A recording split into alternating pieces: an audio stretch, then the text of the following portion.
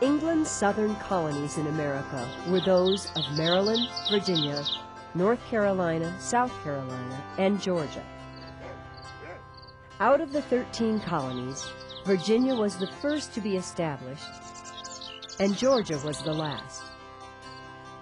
The southern colonies were quite different from England's other American colonies because their economic success depended almost completely on the use of large numbers of slaves. Although most of the people who founded the southern colonies had not been familiar with slavery back in England, in America, the use of slaves allowed many of them to grow rich.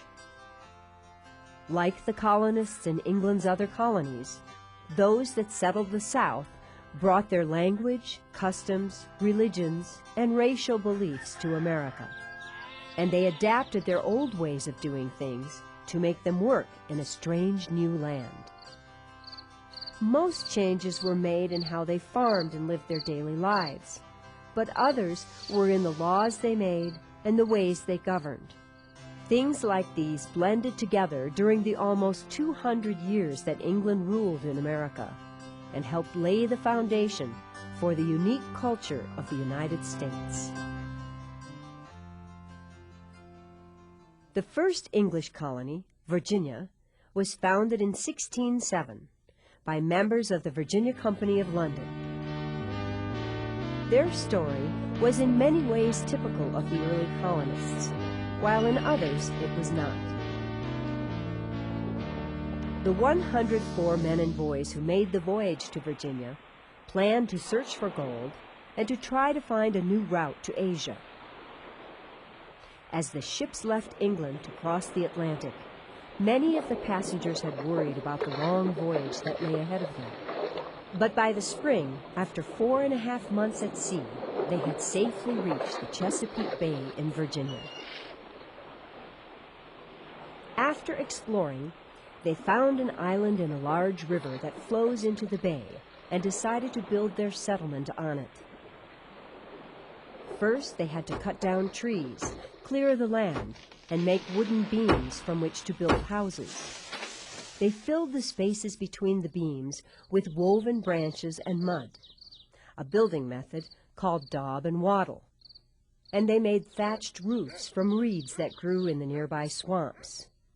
When they were done, the houses of the settlement they named Jamestown, after King James, looked a lot like those they had known in England, but most of them were quite small and had only one room. As time went by, the colonists also built barns where they could store supplies, and they built a new church where regulations required them to worship twice a day. They even sharpened logs to make a wall all the way around the first English town, or fort as they called it, for protection against both hostile tribes of American Indians and from the Spanish soldiers that lived to the south in Florida. Most of the work of building Jamestown was done by the poorer colonists. The other half of the colonists were wealthy members of England's upper class who, according to the old English ways of doing things, were not expected to work. This caused many bad feelings at the colony, but that was just one problem Jamestown faced. Another was that it was built on swampy land that was bad for farming. Most of the drinking water was no good. The swamps were filled with disease-carrying mosquitoes, and because of these things, as well as starvation, around 440 out of 500 colonists had died by the spring of 1610. It is not surprising that Jamestown almost failed, not only because of illness and starvation, but because no gold had been discovered, and because the colonists hadn't found any good ways of making a living. But just when they were the most discouraged, new people came from England, and they settled on healthier lands where they could farm. The Jamestown colonists were led for many years by this man, Captain John Smith. He was an excellent governor, as well as an explorer and map maker. Smith put the upper-class colonists to work. He kept everyone from starving by buying corn from the Native Americans, and also by learning how they hunted animals for food. One day, while John Smith was out exploring, he was captured and threatened with death by warriors from an unfriendly tribe, only to be saved by the chief's daughter, Pocahontas. Later, she married one of the colonists and began dressing like an Englishwoman. Her husband, a plantation owner named John Rolfe, had worked for years developing a mild, sweet kind of tobacco. The English settlers in Virginia started raising lots of tobacco plants, and they grew quite well.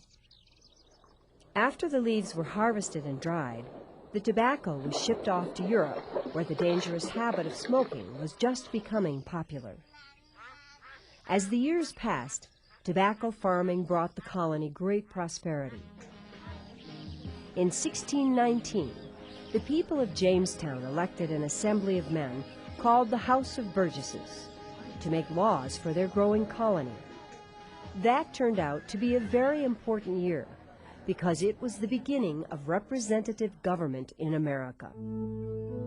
Unfortunately, 1619 was important for another reason as well. It was the year the first African slaves were sold to Virginia tobacco planters by a Dutch trader. After that, thousands of more slaves were put to work in the colony's plantations, and this allowed their owners to live in fantastic luxury.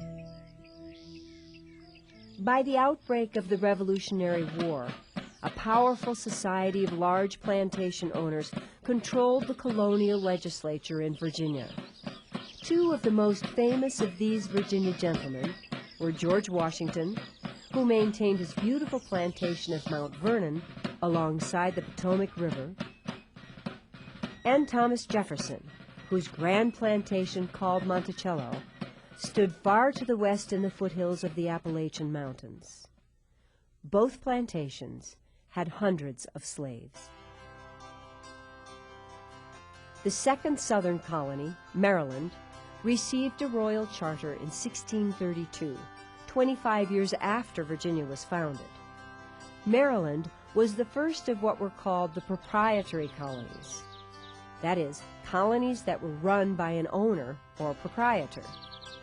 The first proprietor of Maryland was a wealthy Catholic nobleman named Cecil Calvert, also known by his official title, Lord Baltimore. Proprietors such as Calvert were the men to whom kings granted colonial charters. Colonial charters normally required the proprietors to abide by basic English laws, but they were given the right to use the colony's land and to defend and administer the colony as they saw fit. Calvert wanted the colony of Maryland to be a place in which large estates would be owned by Catholic noblemen, who would then profitably rent out the land to others. St. Mary's City, the first capital of Maryland, was founded in 1634, when colonists sailing from England arrived on the shores of a beautiful inlet of the Chesapeake Bay, not far from the eastern boundary of Virginia. On board the ships were 2 Catholic priests and the families of 17 Catholic gentlemen.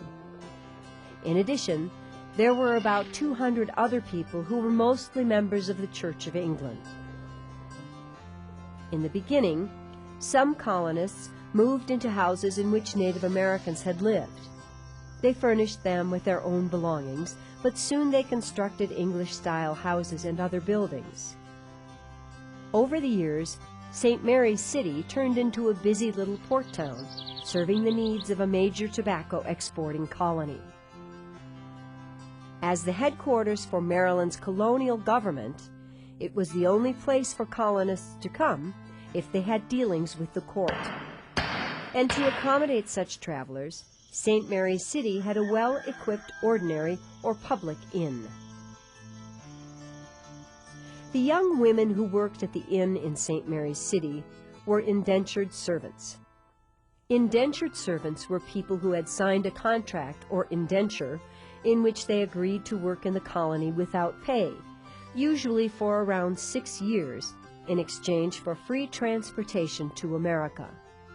Indentured servants were common in all the colonies. Usually, they were people who had decided to leave England because of poverty. Although indentured servants provided a lot of cheap labor in Maryland and the other colonies, they were legally free to go as they pleased once their contracts had been fulfilled. In fact, most of them stayed on to start their own farms and to raise families. In contrast, the colony's legal system bound the slaves who did most of the work on the plantations to a lifetime of forced labor. Religious struggles erupted in Maryland not long after it was founded.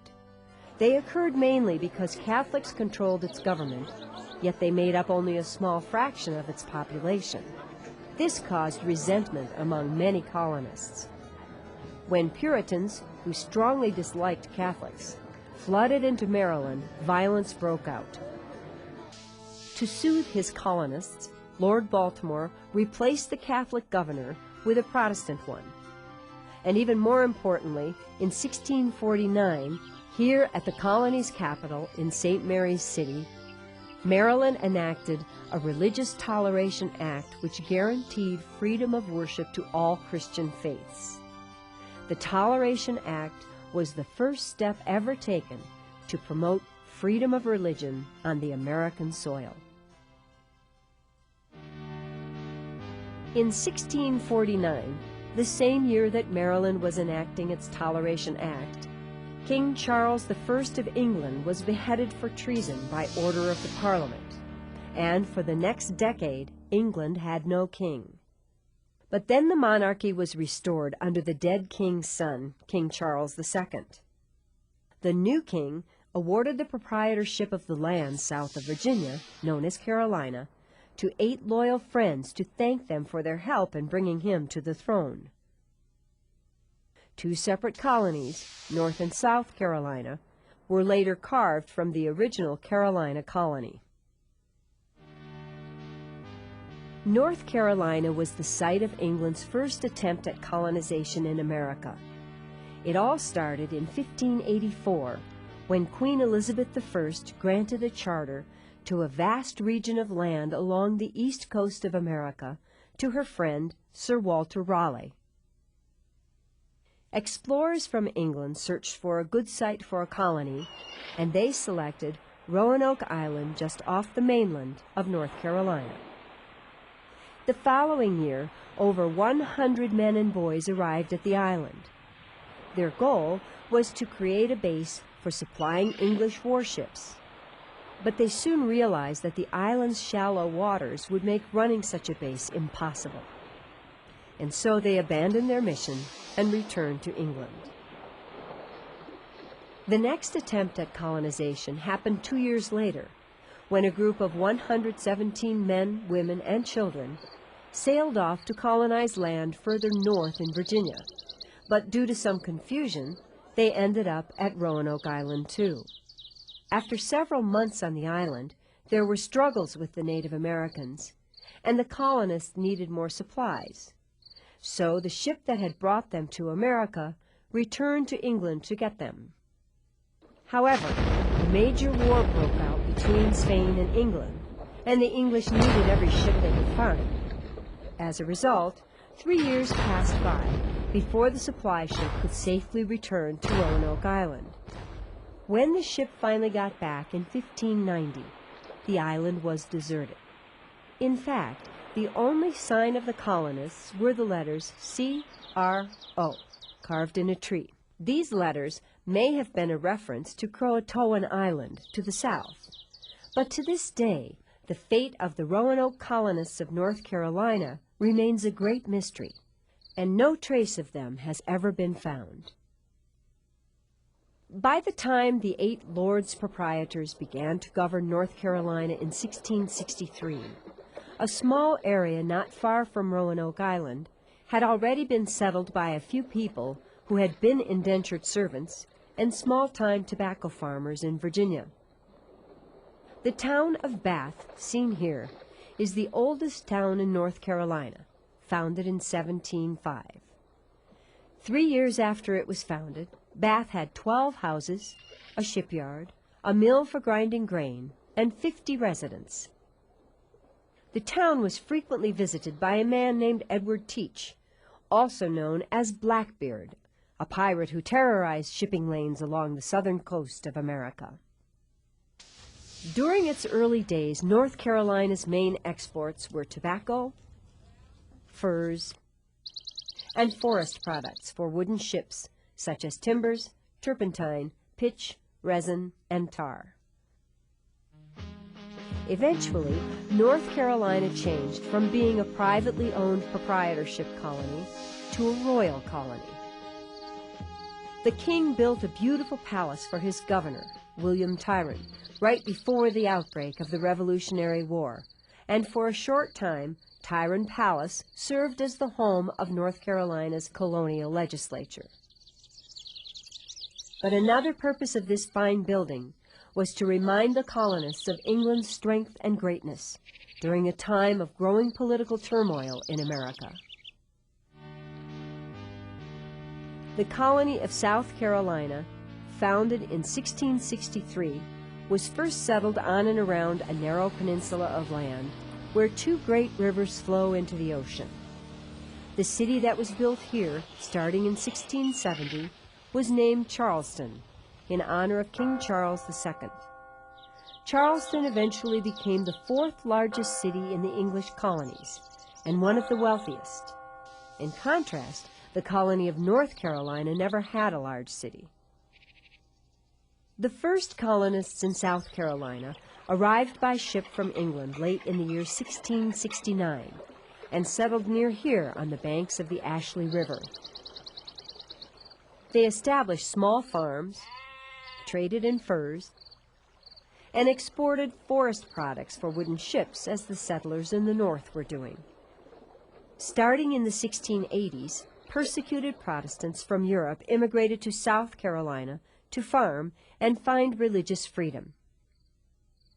The flat, swampy South Carolina low country was perfect for growing rice, and it was mainly this crop that brought them prosperity.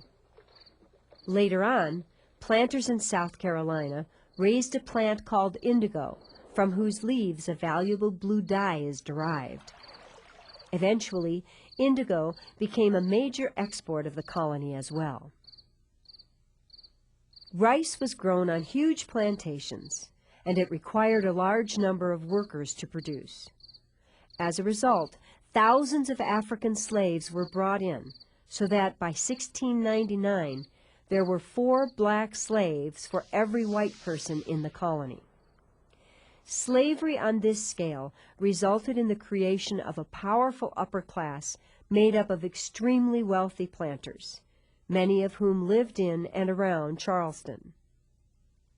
This mansion, called Drayton Hall, is a good example of a wealthy South Carolina planter's house. It stands on the banks of a river and once overlooked the plantation's huge rice fields.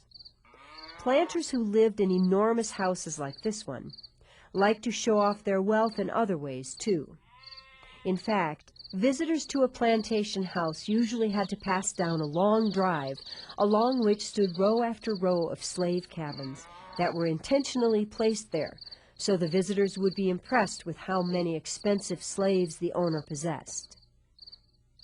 Those seen here at Boone Hall Plantation are only a third of the 27 cabins that once stood here. These cabins were for the use of household and skilled craftsman slaves alone. Cabins of the much more lowly field slaves stood further away from the house.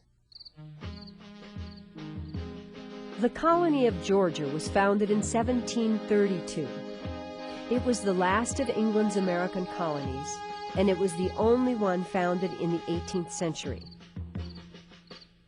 Georgia was created in the area of disputed land that lay between the colony of South Carolina and Spanish Florida.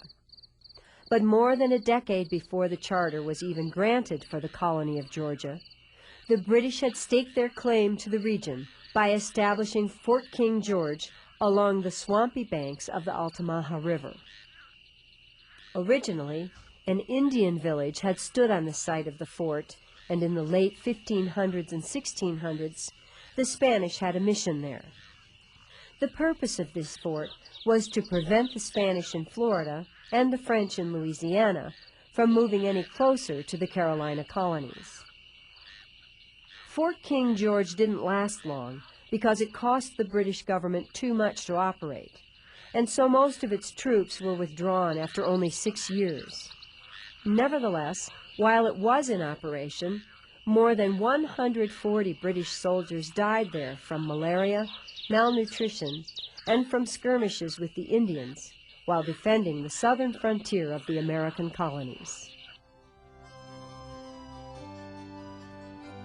A royal charter for Georgia was granted by King George II, for whom it was named, to a group of men who shared a common humanitarian vision. They called themselves the Trustees for Establishing the Colony of Georgia in America. The leader of the trustees was a man named James Oglethorpe. He was a person who understood the importance of establishing strong defenses against the Spanish. But more importantly, Oglethorpe and the other trustees wanted the lands of Georgia to be used by impoverished English Protestants who had been locked up in debtors' prisons for being unable to pay their bills. The trustees wanted to turn Georgia into a place where hard-working, virtuous people could prosper on family farms. And so they made grants of only small amounts of land to prevent big plantations from being developed. They outlawed slavery in Georgia, not just for humanitarian reasons, but because they believed that the moral benefits of hard work would be lost if slavery was allowed.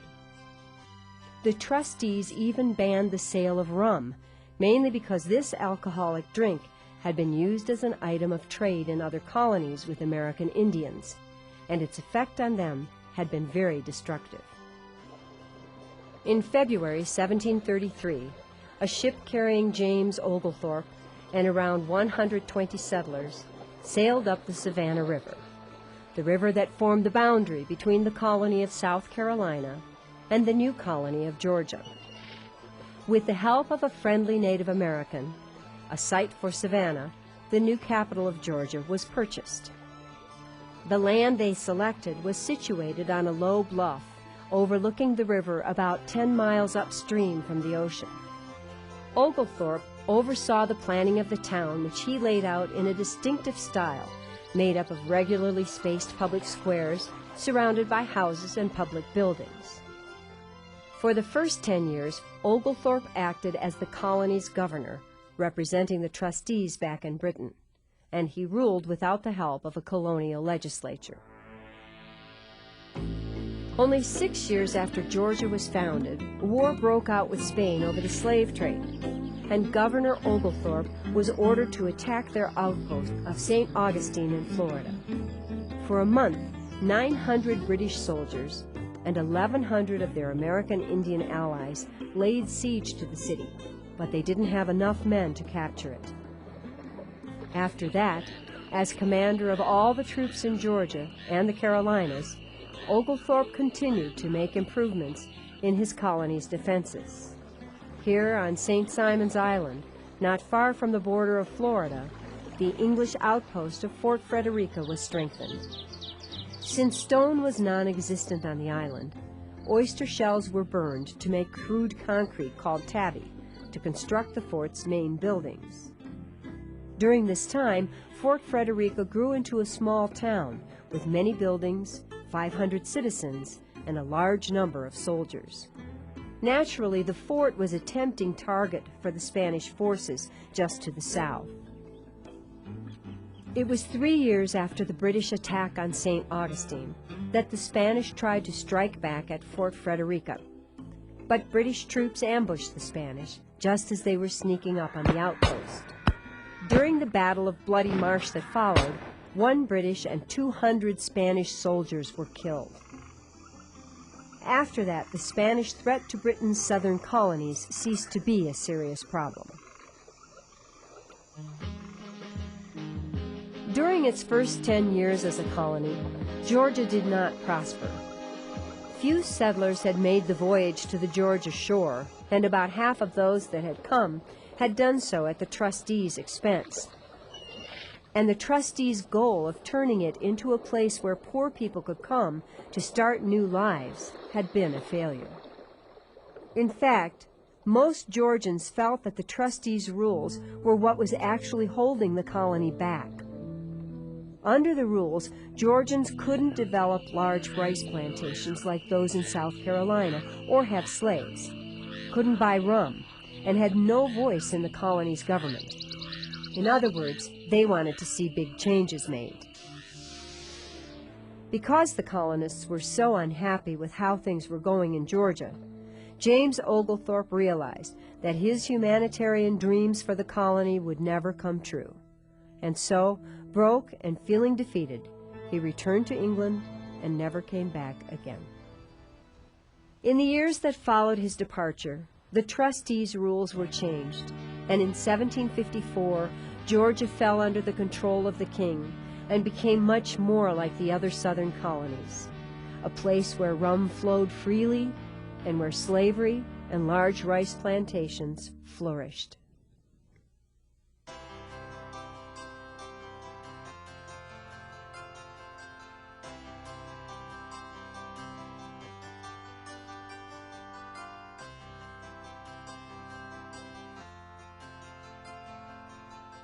True or false? Virginia was founded by men seeking religious freedom.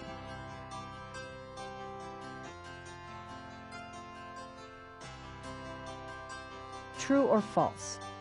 Cotton was the main export of the Virginia colony.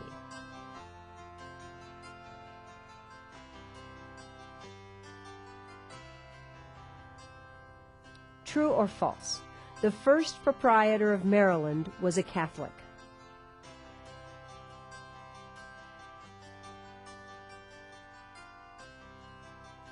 True or false? Indentured servants provided cheap labor in Maryland.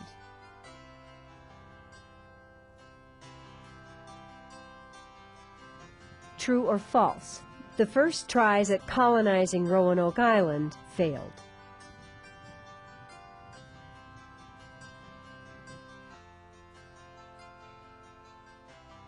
True or false? North Carolina's assembly met at Tyrone Palace.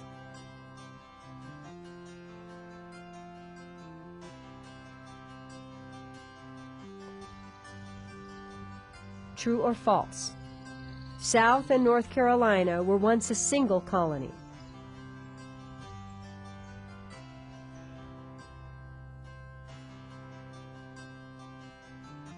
True or false?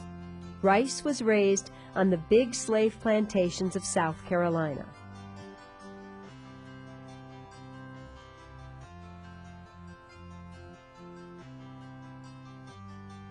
True or false?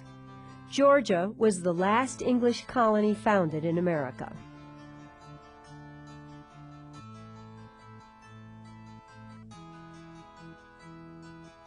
True or false? James Oglethorpe was one of the trustees of the Georgia colony.